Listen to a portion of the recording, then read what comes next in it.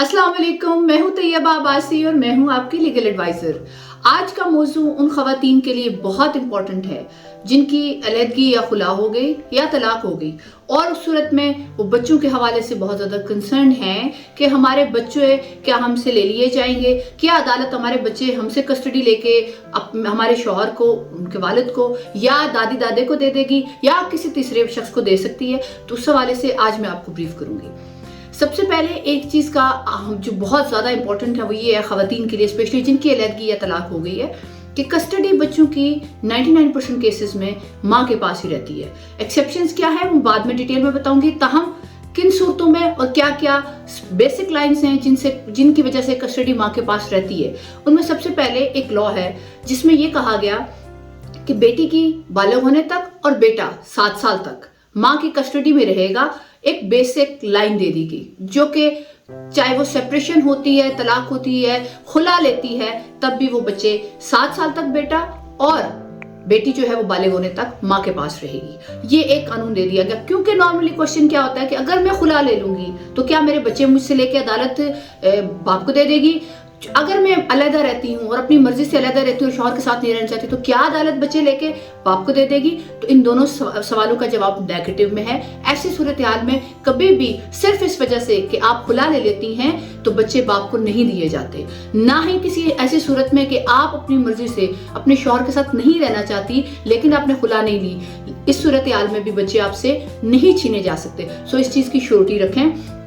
क्या क्या क्राइटेरिया? सबसे इंपॉर्टेंट चीज, अगर बच्चे शुरू से पैदाइश से लेके उस वक्त तक जब तक अलहदगी या सेपरेशन हुई या कोर्ट में केस चला उस वक्त तक बच्चे आपके पास ही रहे, तो ये सबसे पहले इंपॉर्टेंट लाइन है जिसको कोर्ट देखती है, क्योंकि वो attachment of kids with mother होती है। वो बच्चों के साथ माँ का जो रिलेशन होता है, जो अटैचमेंट होती है, वो सबसे इंपॉर्टेंट है।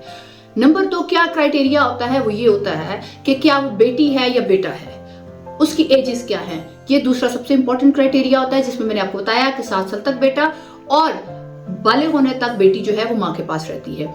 बच्चे माँ से लेके बाप को दे दिए जाते हैं, ऐसा नहीं होता, लेकिन उसके लिए कुछ एक्सेप्शन होती हैं। सो ये 2 स्टैंडर्ड्स हैं। नंबर 3 जो सबसे इंपॉर्टेंट चीज है कि माँ अगर बच्चों की बहुत अच्छी लुक आफ्टर कर सकती है, उनकी बहुत अच्छी केयर कर रही है, उनको स्कूल के हवाले से उनके कंसर्न है, उनके बच्चों की ग्रोन अप बहुत अच्छी हो रही है, उनकी तरबियत बहुत अच्छी हो रही है, उन बच्चों को किसी तीसरे शख्स के हवाले नहीं कर दिया गया, तो कस्टडी माँ को मिलती है। यानी यहाँ बच्चों की वेलफेयर का क्वेश्चन आ जाता है कि अगर माँ बच्चों को बहुत अच्छे से संभाल रही है, बच्चों को प्रॉपरली स्कूल और मस्जिद और बाकी मामलात उनके बहुत अच्छे से देख रही है, उनकी तरबियत बहुत अच्छे से कर रही है, और इसमें सबसे इंपॉर्टेंट कि बच्चे माँ की कस्टडी में पल रहे हैं, ना कि किसी तीसरे शख्स या किसी तीसरी खातून के पास हैं। तो ये बहुत इंपॉर्टेंट चीज होती है, स्पेशली ऐसे सूरत हाल में कि जब माँ कहीं शादी कर लेती है या कहीं किसी और जगह पे रहना शुरू हो जाती है और बच्चे किसी और की कस्टडी नानी या किसी और मेड या किसी थर्ड पर्सन के पास है, तो सिचुएशन में जो है वो कस्टडी के हवाले से क्वेश्चन हो सकते हैं। तो अगर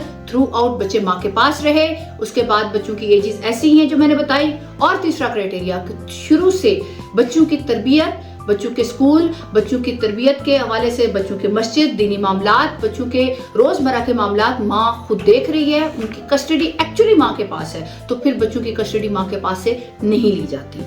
उसके बाद जो सबसे इंपॉर्टेंट मरला होता है, जिनमें नॉर्मली होता ही है कि कोर्ट से वालिद एक एप्लीकेशन देता है कि बच्चों की कस्टडी मुझे दी जाए, और उसमें खवातीन करती ये हैं जो माएँ होती हैं, वो कोर्ट में पेश नहीं होती कि कस्टडी तो हमारे पास है, हम कोर्ट में नहीं जाएंगे तो क्या होगा। सबसे इंपॉर्टेंट चीज ये है कि आपने कोर्ट में जाना है, कोर्ट में अपीयर होना है और उस केस का रिप्लाई करना है। जब आप रिप्लाई करेंगी और उस केस को प्रॉपर्ली कंटेस्ट करेंगी तो फिर ही कस्टडी आपको मिलेगी। ऐसा नहीं होता कि कस्टडी किसी एक सिस्टम के तहत ऑटोमेटिकली आपको दे दी जाएगी। अगर फादर मांगता है तो वो मांग सकता है, ताहम कोर्ट ये डिसाइड आपको जाने के बाद, आपका जवाब जमा होने के बाद और इन सारी बातों को जो मैंने आपको बताया है इसके बाद डिसाइड करेगी कि बच्चे की कस्टडी किसके पास रहेगी। मुझे यकीन है कि आपको मेरी ये वीडियो पसंद आई होगी और आपको बहुत सारी मालूमात मिली होंगी। हमारे इस चैनल को सब्सक्राइब करें, लाइक करें और उन खवातीन को जिनका स्पेशली इशू है उनको ये वीडियो जरूर शेयर करें।